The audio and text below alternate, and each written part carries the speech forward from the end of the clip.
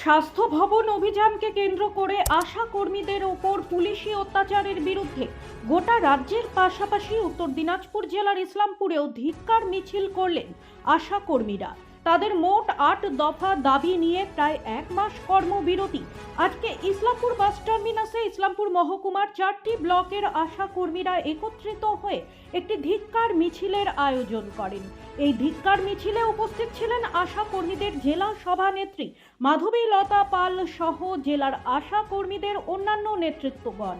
মিছিলটি Islampur bus terminus থেকে শুরু হয়ে পুরো ইসলামপুর শহর পরিক্রমা করে আবার বাস টার্মিনাসে এসে শেষ হয়।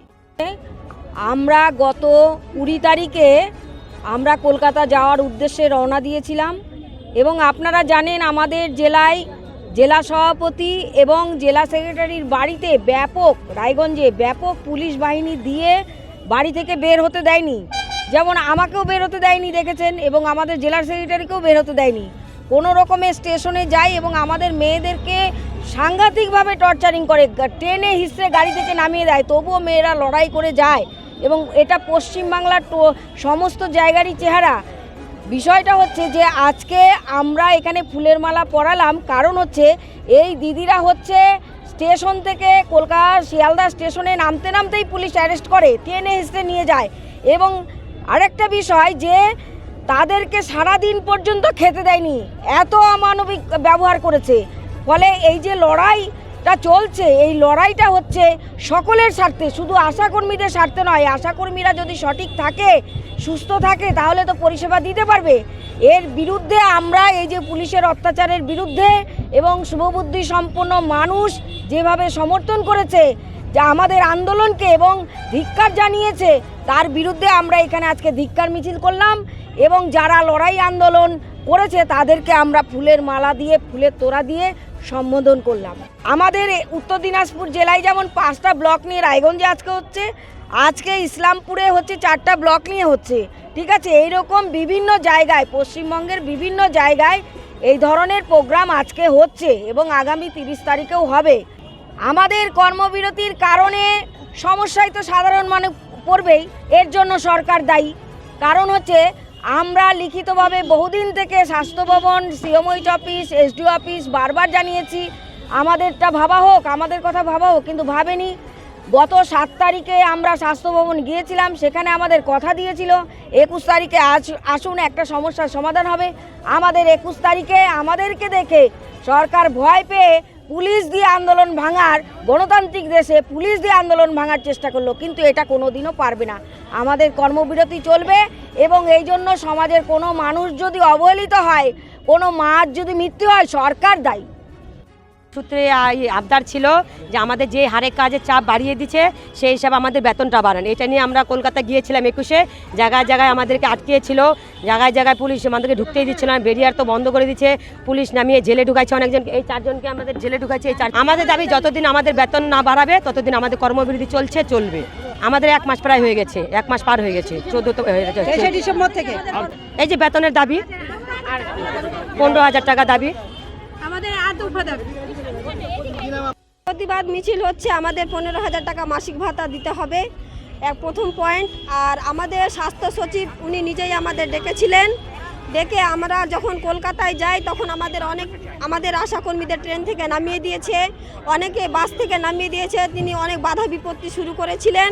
তারপরে আমরা অনেকজন ওখানে গিয়ে পৌঁছেছিলাম। যখন আমরা শিয়ালদা স্টেশনে যাই তখন আমাদের আবার ব্যারিকেড দিয়ে উনি আটকে দিয়েছিলেন। আমরা সারা দিন না খেয়েছিলাম। আর আমাদের অন্যান্য আশাকর্মী, আমাদের সহকর্মীদের পুলিশ অ্যারেস্ট করেও নিয়ে গিয়েছিলেন। তাই আমাদের এই দাবি যে উনি নিজেই ডেকে নিজেই কেন অমান্য করলেন। আমাদের দাবি, উনি বলেছিলেন যে আমাদের দাবি উনি মানবেন 21 তারিখে, তাহলে আমাদের দাবি উনি না মেনে আমাদের অমানবিক অত্যাচার কেন করলেন? উনি কেন বলছেন যে না আমি কিছু জানি না? উনি সবই জানেন, তবু আমাদের এই দাবি মানছেন না, জানার ভান করছেন। আমাদের কর্মবিরতি চলবে।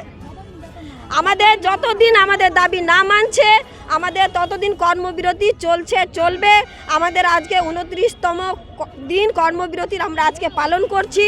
তাই আমরা বলতে চাই আমাদের মাননীয় মুখ্যমন্ত্রী, তিনিও একজন মহিলা, আমাদের দিকে দেখবেন, ওনার কাছে এটা আমাদের দাবি, এটা আমাদের আশাও করছি আমরা।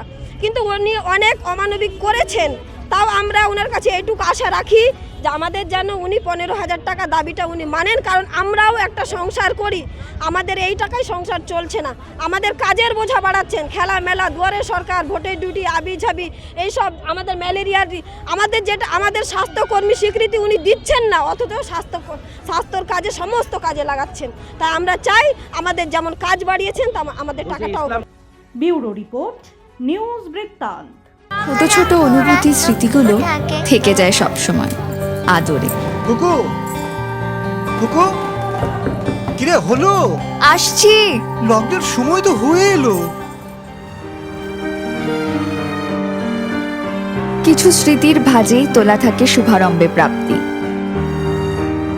50 বছরের অভিজ্ঞতায় আগ্নেশ্বর জুয়েলার্স, নিখুঁত গয়নার কারিগরি। Agneshwar jewellers, NS road, Raiganj. Wait. So this was your wedding look. Oh my god, Tammy, you look pretty. Dhaka থেকে যখন আইছিলাম এ হগল আমার মা আমারে পরাইয়া দিছিল। It's so authentic, Tammy. I will go for this look. But what about my goina? সাদা রঙের রুমালটিতে গোলাপি রঙের কাজ, সব মিলিয়ে দারুণ হবে নতুন কনের সাজ। আমার গয়না আমার শ্রী ঢাকা জুয়েলার্স, আভিজাত্যের গয়না। আপনার জীবনের সমস্ত প্রতিকূল পরিস্থিতির অবসান ঘটাতে আজই আসুন স্বর্গীয় জ্যোতিষ গবেষক ও তন্ত্র সাধক অলোক কর্মকারের সুযোগ্য পুত্র ও একমাত্র শিষ্য সঞ্জয়ের কাছে, যিনি আসাম বঙ্গীয় জ্যোতিষ ও তন্ত্র সোসাইটি দ্বারা জ্যোতিষ রত্ন উপাধিতে সম্মানিত। তাই আজই আসুন বংশানুক্রমিক ও সুদক্ষ জ্যোতিষ প্রতিষ্ঠানে। চেষ্টা নেশা মুক্তি ও পুনর্বাসন কেন্দ্র। এখানে যে কোনো রকমের নেশা ও মানসিক রোগের সঠিক চিকিৎসা করা হয়। আমাদের রয়েছে ডক্টর চেকআপ, কাউন্সেলিং, ফুড, বিভিন্ন রকম সেশন ও ক্লাসেস। এছাড়াও রয়েছে স্পেশাল ভিআইপি ও এসি কেবিনের সুব্যবস্থা।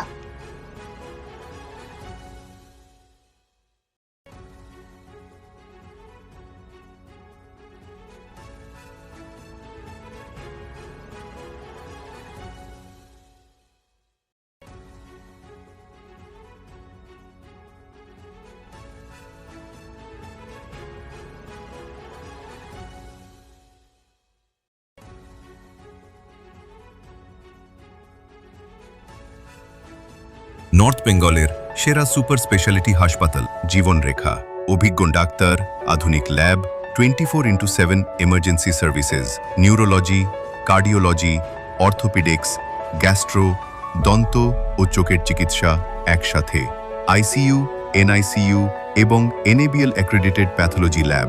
জীবনরেখা হসপিটাল। আপনার জরুরি মুহূর্তে অ্যাম্বুলেন্স পৌঁছবে ঠিক সময়ে। কল করুন 83730 66655।